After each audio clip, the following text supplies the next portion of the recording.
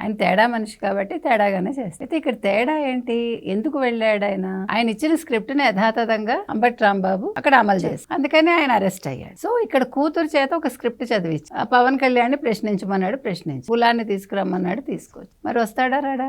ఆ రావడం ఎలా వస్తాడు?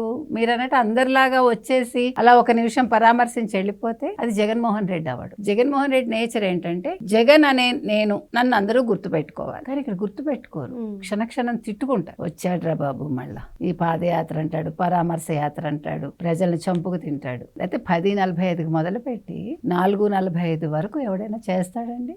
విజయవాడ నుంచి గుంటూరు మీరు నడిచి వెళ్తే ఎంత టైం పడుతుంది? పోనీ ఓ 2 గంటల్లో చేరుకో. మామూలుగా 20 నిమిషాల నుంచి 30 నిమిషాలు వెహికల్ అయ్యి. కానీ జగన్మోహన్ రెడ్డి అలా చేయడు. ఇప్పుడు ఇంతమందిని చుట్టూ పెట్టినట్టు వీళ్ళందరూ నిజంగా వచ్చిన వాళ్ళ మనకు తెలుసు, డబ్బులు ఇచ్చి తీసుకోవచ్చు. కానీ మనం బాధపడేది ఎక్కడంటే పాపం వాళ్ళందరినీ ఎండలో అలాగ నిల్చోబెట్టి వాళ్ళు జై జగన్ అంటే ఇవాళ జై జగన్ జై సీఎం వినిపించలేదు మనకి. ఇవాళ ఆయన అంతా కూడా పూలు జల్లించుకుంటూ, ఎందుకంటే అద్భుతంగా బూతులు తిట్టించిన ఒక గొప్ప మనిషిని ఇవాళ ప్రజలు సత్కరించారు వైసీపీ వాళ్ళు.